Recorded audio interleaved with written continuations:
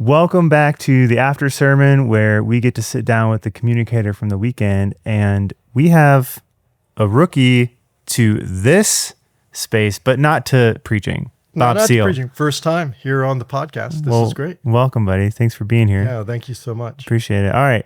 So what we do here is we just ask you kind of what you taught on and give us a brief summary so that we can get into maybe some deeper questions or things maybe that got cut. You betcha.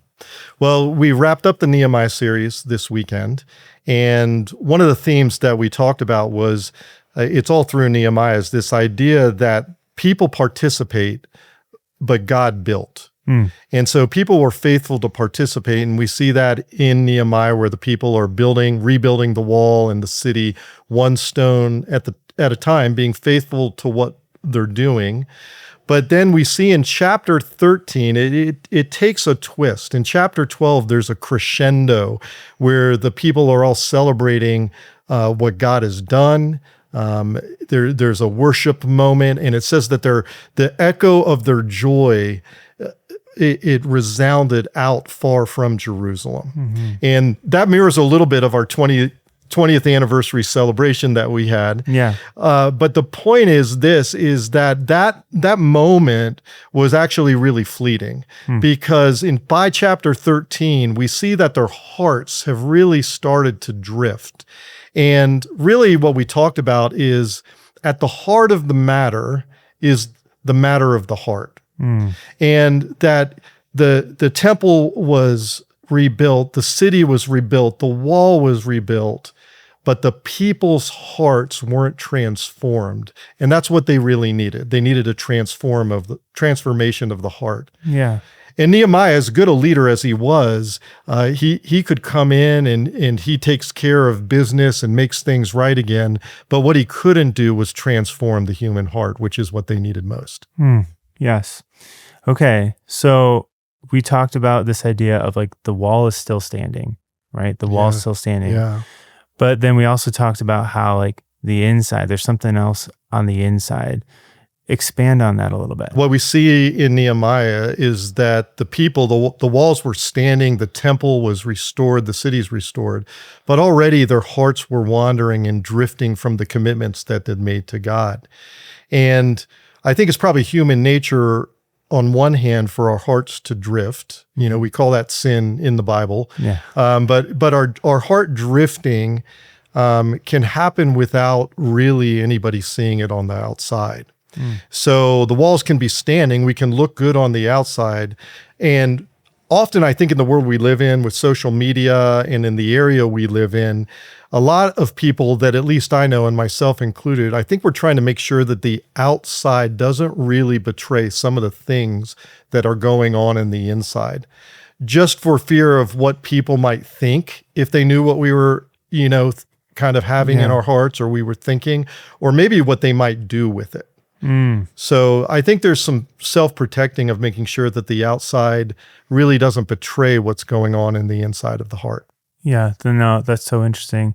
So you mentioned Tobiah or Toby, Toby, as you said in your sermon. Tell us about how he connects to this story of formation and what Jesus is doing on the inside. Yeah. Well, Tobiah is a really interesting guy because we see him in chapter 4 opposing the work that Nehemiah and the people are doing, the rebuilding of the wall. In fact, he's quite threatened by it, and he and his buddies, they manipulate, they threaten. You might remember if reading the text, there's a point where they are threatening so much that the people go out, and some of the people are building the wall, and then some of the people are standing with swords in their hands ready to defend in case they were attacked. And Tobiah was one of those enemies, and somehow by the end of Nehemiah, he is living inside the temple complex. And the priest Eliashib that we read about in 13, he invites Tobiah in, and Tobiah, to make room for Tobiah in there, they actually clean out all of the things that were necessary to worship God there in the temple complex. So as I said today is that Tobiah moved in and worship moved out of the temple complex. Wow.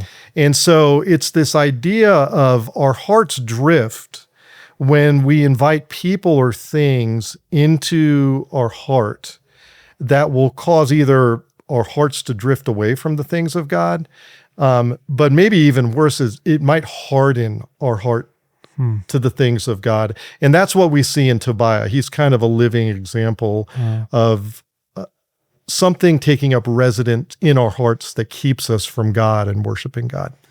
So then I think that it's really interesting that you paired Tobiah's story with this idea of witness being our witness. And it really kind of gets back to this whole journey we've been on as a church and follow, and how we're trying to develop practices that bring us into the presence of Jesus. And so could you talk a little bit about that and how the witness actually becomes what draws people towards Jesus? Yeah. I think this is important, and it is perfect for the theme that we see in Nehemiah, which is people participate, God builds. And so when we do those practices and we follow Jesus and connect with Jesus by practicing the practices, if you will, and we've been talking about that a lot, the practice is us participating, and then God and the Holy Spirit begins to form and change our hearts in there. Yes. And so what happens is we become more and more like Jesus, and Jesus is building his people. And one of the reasons that heart work is hard work is that it requires the presence of other people. So as God builds a people, he's building a people essentially so that what he's doing in us, he wants to reveal through us to other people. So when we're with people, our witness is our witness. Somehow God uses our witness to do that heart transforming work. But that requires our presence. And that's hard because it requires the greatest commodity all of us have, and that's our time. Yeah. Easier to run a program, easier to run a service, even to give a sermon in many ways than to give our time and our life being with people. Wow, that is so good.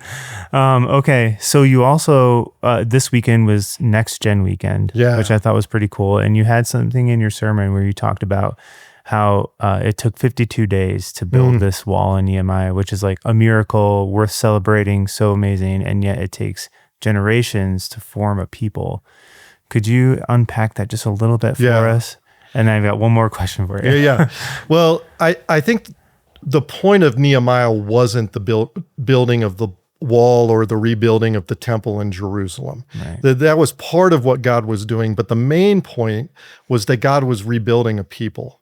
So when Nehemiah starts, the people of God, they're scattered all about, and they had lost their identity. They had forgotten who they were as the people of God and whose they were, God's people.